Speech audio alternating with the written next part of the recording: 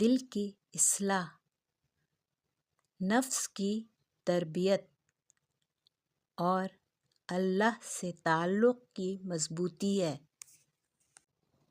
یہ وہ مہینہ ہے جس میں انسان اپنی کمزوریوں کا سامنا کرتا ہے، اپنی غلطیوں کو پہچانتا ہے اور واپس پلٹنے کا راستہ پاتا ہے۔ قرآن کا نزول 610 غار حرا کی تنہائی۔